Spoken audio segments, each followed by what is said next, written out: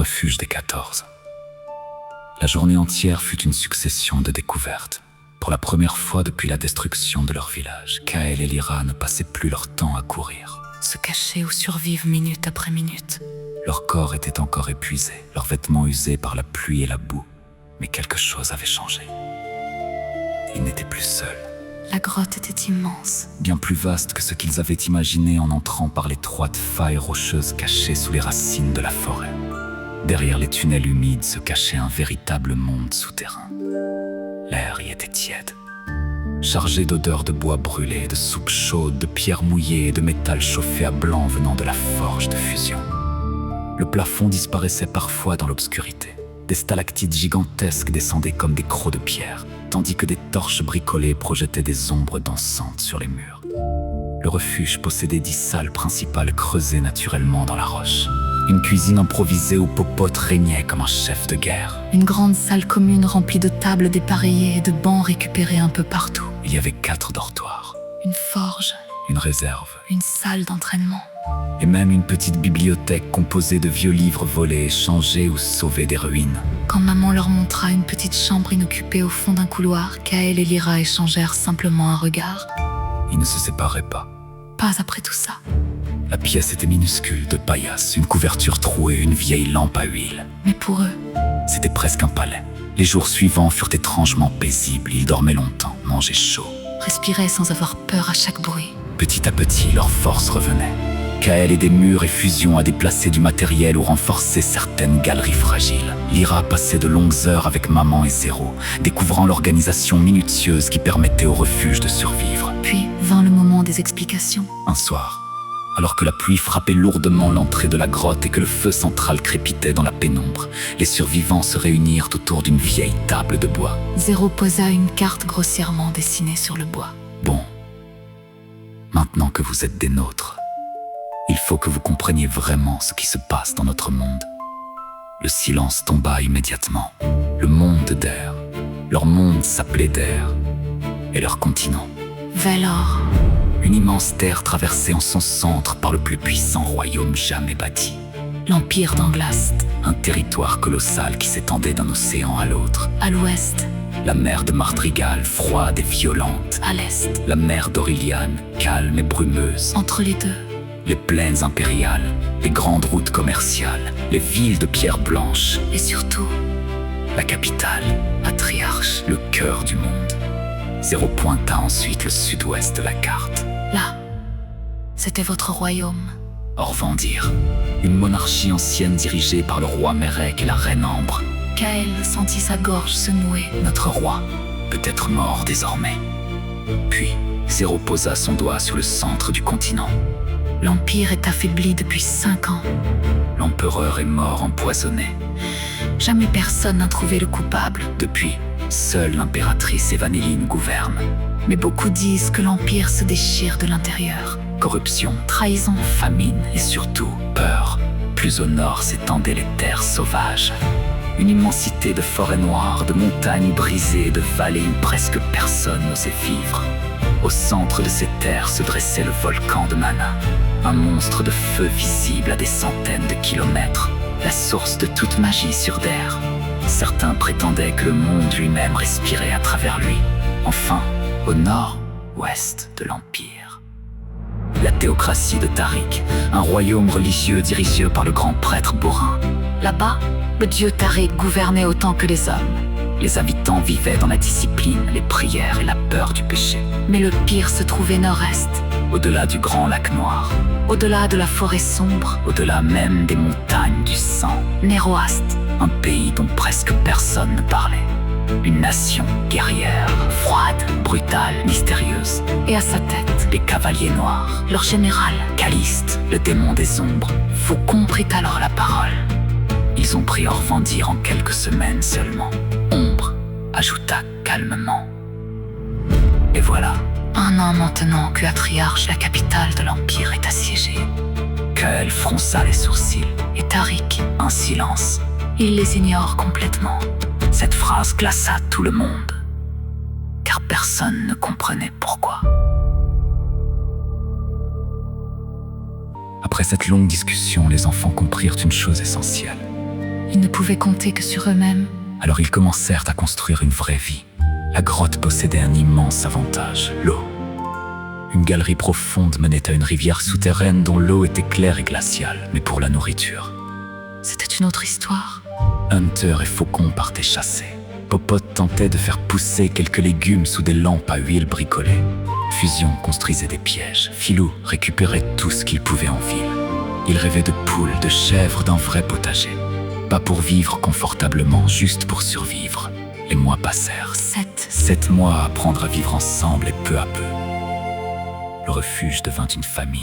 Kael aimait cette nouvelle vie. Lyra aussi, parce qu'au milieu du chaos, ils étaient encore ensemble et c'était tout ce qui comptait. Puis vint le jour du marché. Enfin, Ce qu'il restait d'un marché. Les rues de la ville voisine sentaient la fumée froide, la misère et la peur. Les étals étaient presque vides, les visages maigres, les regards fuyants. Des soldats de Calice patrouillaient partout. Des hommes étaient embarqués de force, des enfants mendiaient, et partout. Le silence de l'occupation. Ce jour-là, Kael attendait Lyra derrière une vieille taverne aux murs noircis par la fumée. Le ciel était bas, gris, écrasant. Une pluie fine tombait lentement sur les pavés de la ville occupée, transformant les rues en miroirs sombres où se reflétaient les lanternes rouges des soldats de Calice. L'odeur du marché avait changé depuis longtemps. Avant, On y sentait le pain chaud, les épices et les viandes grillées. maintenant. La ville empestait la suie. L'humidité, la peur et la soupe trop claire des pauvres. Kael gardait la tête baissée sous sa capuche. Autour de lui, les habitants parlaient peu, les regards fuyaient, les patrouilles des cavaliers noirs qui traversaient les rues dans leurs armures d'ombre. Puis il entendit des voix. 2 hommes, cachés sous l'auvent d'une ruelle étroite. Le premier portait une longue cape noire trempée par la pluie. Le second semblait nerveux, jetant sans cesse des regards autour de lui. « C'est fini », murmura le premier. L'Empire est tombé.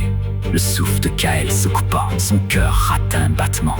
L'Empire? Impossible. Pas Atriarche, pas l'armée impériale, pas eux. Le deuxième homme secoua lentement la tête.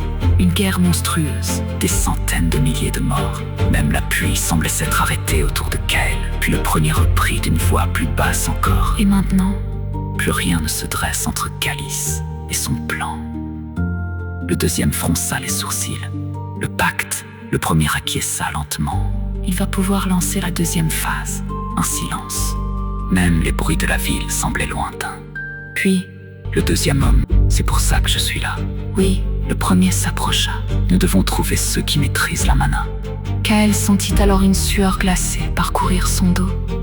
Et nous devons les envoyer à la grande cathédrale de Tariq. Le deuxième homme sembla hésiter.